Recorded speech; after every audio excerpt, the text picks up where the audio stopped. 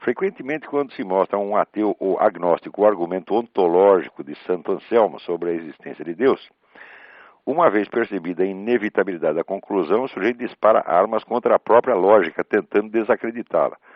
Soltam afirmações gratuitas do tipo: com a lógica se consegue provar qualquer coisa, etc. e tal. Obviamente, quando ele tenta provar a sua argumentação, ele lança a mão da própria lógica, a ferramenta contra a qual ele esbraveja. E então fica fácil desmascará-lo. A minha pergunta é: quais são os limites da lógica? O argumento de Santo Anselmo extrapola esses limites ou não?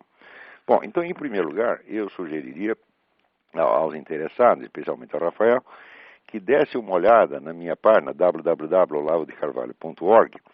Tem um texto lá que se chama Identidade e Univocidade. O texto é exatamente sobre o argumento de Santo Anselmo e uma refutação das objeções que Kant fez a ela. Muito bem. Quando você fala os limites da lógica, limites internos não existe nenhum. Quer dizer, tudo aquilo que pode ser, todo o território que pode ser abrangido pela lógica, ela de certa maneira é onipotente, porque ela é uma tradução, vamos dizer, a tradução no microcosmo humano, tradução no microcosmo da fala humana, da própria unidade do real, que é um princípio básico praticamente de tudo que o ser humano possa falar ou pensar. A base é o princípio da unidade do real. No entanto, é preciso ver o seguinte, que só é possível você utilizar a lógica propriamente dito, onde você tem já as premissas comprovadas. A dificuldade não é o raciocínio lógico é até fácil. Se ensinar o macaco copia direitinho, porque a lógica segue um certo automatismo. O difícil é justamente você captar as premissas. As premissas vêm da realidade, vêm da experiência mesmo. E algumas delas não são fáceis de você atingir. No Brasil, de uns anos para cá, o pessoal dá muito valor a essa coisa da discussão e até da lógica. Uns valor positivo, outros negativo, mas tem a impressão que existe uma certa obsessão com isso. E se acredita o pessoal até confunde a filosofia com a simples dedução lógica. A capacidade de dedução lógica é idealizada. Na realidade, a dedução lógica não tem grande importância, não. O difícil é a captação das premissas, que é, na maior parte dos casos, uma atividade de ordem puramente intuitiva. Por outro lado, você precisa ver que os limites da lógica são os limites do próprio pensamento humano.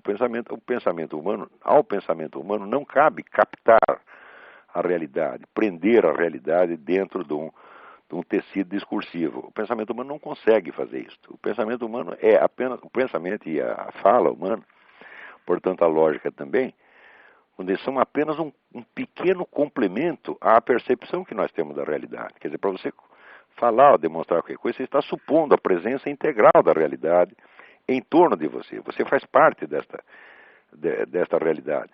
E a comunicação humana também faz parte da realidade. Portanto, ela não poderia, para o pensamento apreender a realidade como seu conjunto, seria preciso aquele negócio do Barão de Munchausen, que o sujeito se puxar para fora da água pelos próprios cabelos.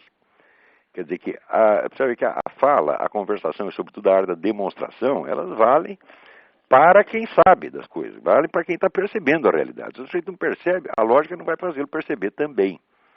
Tá certo? Exatamente a função do pensamento nunca é de apreender a realidade numa malha, e muito menos é de substituir a realidade. Apenas é um pequeno complemento. Você vê, qualquer conversação, por mais banal que seja, ela pressupõe entre os interlocutores uma infinidade de dados que eles percebem da situação e que eles não seriam capazes sequer de transpor em palavras.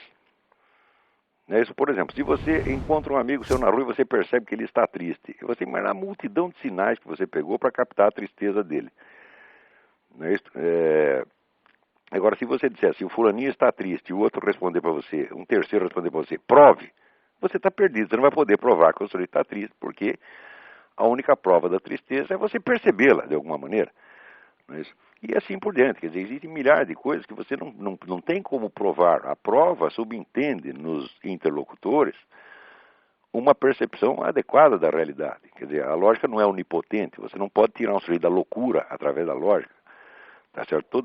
Aliás, o próprio Aristóteles dizia que jamais deveriam tentar usar a lógica com quem não conhece os princípios da argumentação. Quer dizer, além do sujeito conhecer o assunto, ou seja, ele ter uma experiência da realidade que seja comparável com a sua, ele também precisa conhecer os princípios da arte dedutiva, senão você vai fazer buraco na água. Quer dizer, a lógica, nesse sentido, ela é quase impotente, ela só funciona para pessoas que tenham conhecimento, que tenham uma experiência mais ou menos igual à sua, e com a qual será possível uma comunicação.